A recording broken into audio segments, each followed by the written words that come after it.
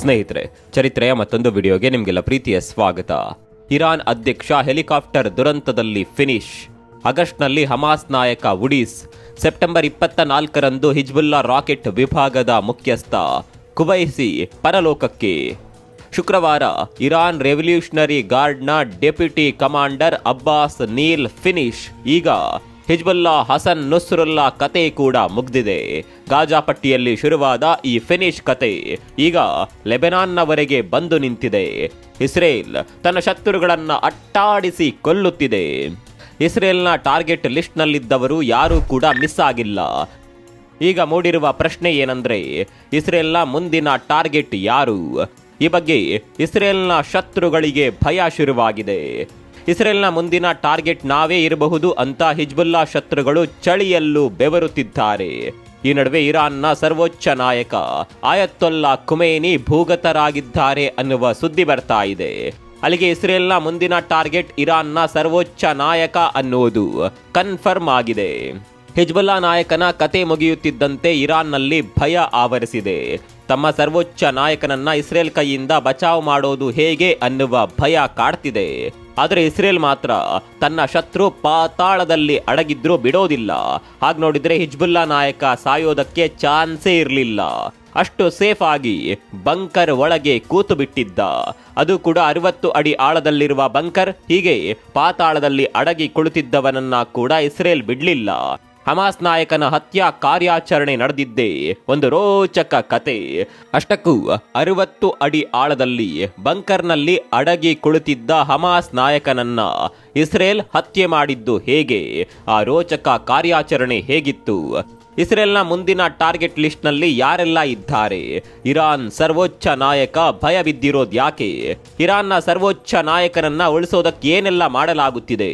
ಎಲ್ಲವನ್ನ ಡೀಟೇಲ್ ಆಗಿ ತೋರಿಸ್ತೀವಿ ನೋಡಿ.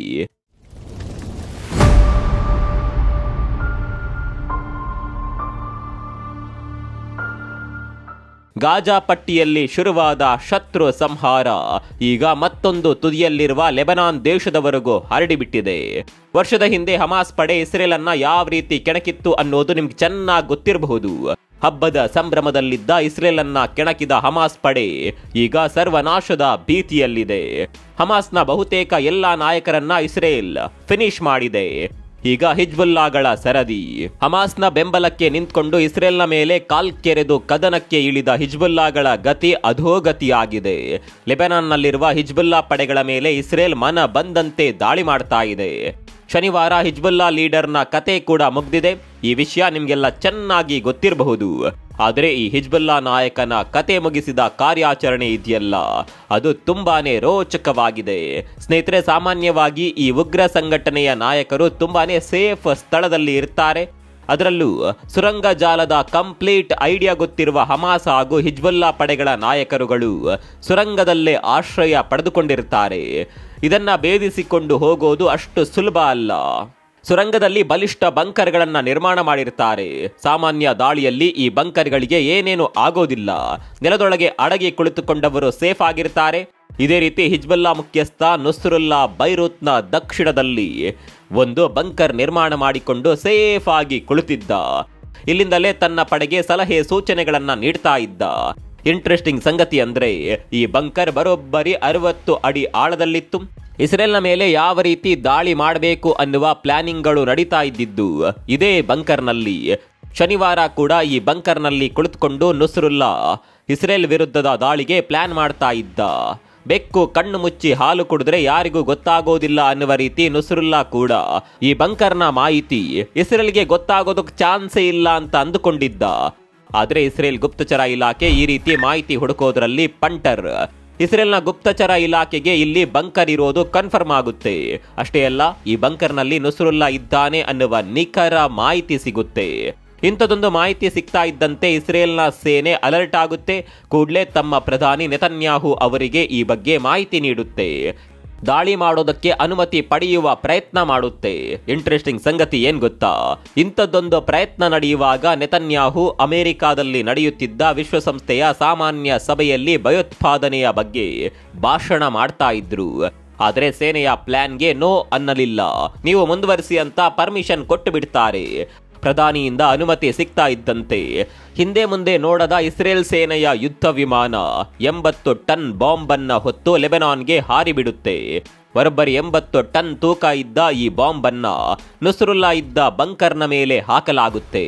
ಏನಾಗ್ತಿದೆ ಅನ್ನೋದು ಗೊತ್ತಾಗೋದ್ರೊಳಗೆ ನುಸ್ರುಲ್ಲಾ ಸೇರಿದಂತೆ ಮೀಟಿಂಗ್ನಲ್ಲಿ ಭಾಗಿಯಾಗಿದ್ದವರು ಸುಟ್ಟು ಬೂದಿ ಆಗ್ತಾರೆ. ಜಸ್ಟ್ ಇಮ್ಯಾಜಿನ್ ಮಾಡಿಕೊಳ್ಳಿ, ಇಸ್ರೇಲ್ನ ಬಾಂಬ್ 60 ಅಡಿ ಆಳದಲ್ಲಿದ್ದ ಬಂಕರ್ ಅನ್ನೇ ಛಿದ್ರ ಮಾಡುತ್ತೆ ಅಂದ್ರೆ ಅದರ ಶಕ್ತಿ ಸಾಮರ್ಥ್ಯ ಯಾವ ರೀತಿ ಇರಬಹುದು. ಅಂದಹಾಗೆ ಇಸ್ರೇಲ್ ಹಾಕಿದ ಈ ಬಾಂಬ್ ಸಾಮಾನ್ಯ ಬಾಂಬ್ ಆಗಿರಲಿಲ್ಲ. ಈ ಬಾಂಬ್ ಅನ್ನ ಬಂಕರ್ಗಳ ಸ್ಫೋಟಕ್ಕೆಂದೇ ಸ್ಪೆಷಲ್ ಆಗಿ ಡಿಸೈನ್ ಮಾಡಲಾಗಿತ್ತು.